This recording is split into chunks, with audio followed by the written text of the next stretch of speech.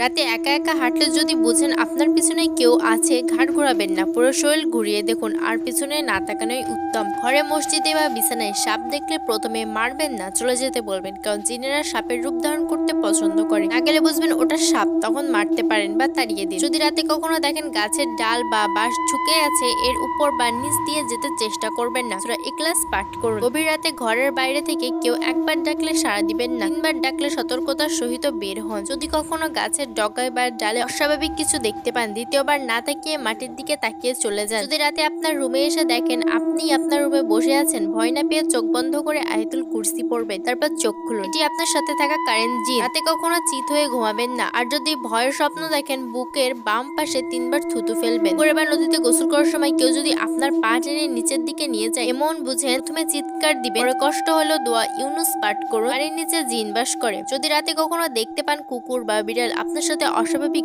আচরণ করছে, তাহলে সাথে সাথে মাটিতে একটি বৃত্ত এঁকে তার ভিতরে দাঁড়িয়ে যান, তোরা ইউনুস পাঠ করুন। যদি কখনো রাতের বেলায় পথ হারিয়ে ফেলেন বা একই রাস্তায় বারবার চলে আসেন বা গন্তব্য মনে পড়ছে না, আজান দিবেন, ঠিক হয়ে যাবে। বয়রান নামক জিন আপনাকে ঘোরাচ্ছে। রাতে ঘুমের মধ্যে যদি দেখেন আপনার বুকে কেউ ভর করে আছে, চিৎকার দিবেন না, লাভ নেই, কারণ আপনার চিৎকার কেউ শুনতে পাবে না। আপনার জানা যে কোনো সূরা বা আয়াত পাঠ করুন। মরা মানুষের আত্মা আপনার সামনে ঘুরে বেড়াচ্ছে, এমন কিছু ঘটলে ভয় না পেয়ে আয়াতুল কুরসি পড়বেন। জিনেরা এমনটা করে থাকে, শুধু সালাম দিয়ে চলে যান। কবরস্থান পবিত্র জায়গা হলেও সেখানে ঘুল নামক জিন থাকে, সতর্ক হওয়া উচিত। আয়নার মধ্যে জিন প্রবেশ করতে পারে, তাই পর্দা দিয়ে রাখবেন। বাথরুমের আয়না রাতে না দেখা ভালো। যদি কখনো দেখেন আপনি মিষ্টি জাতীয় কিছু খাচ্ছেন, পিঠা বা অন্য কিছু, সামনে বিড়াল খেতে চাচ্ছে, অবশ্যই তাকেও খেতে দিন। সাপ বা বিড়ালের রূপ ধারণ করতে জিন পছন্দ করে, আর ওদের প্রিয় খাবার মিষ্টি। মাগরিবের সময় ঠিক দুপুর বেলায় এবং রাত 12টার দিকে জিনদের প্রভাব বেশি থাকে, এই সময় সতর্ক থাকবেন। বাচ্চাদের সতর্ক রাখবেন, বিশেষ করে সন্ধ্যায় বিসমিল্লাহ বলে দরজা বন্ধ করবেন। অতিরিক্ত রাগ করবেন না। রাগের সময় আমাদের মুখের কথা যখন আটকে যায়, তখন জিনেরা আমাদের শরীরে প্রবেশ করে। রাগের সময় দাঁড়িয়ে থাকলে বসে যান, বসে থাকলে শুয়ে যান। অবশ্যই এই সমস্ত বিষয়ের সম্মুখীন হলে সাবধানে থাকবেন আর আল্লাহকে স্মরণ করবেন। যদি আপনার একটু উপকার হয় এবং ভালো লাগে তাহলে শেয়ার করবেন। আপনার জীবনে যদি কখনো এরকম পরিস্থিতি পড়ে থাকেন, তাহলে অবশ্যই কমেন্ট করে জানাবেন কি হয়েছিল।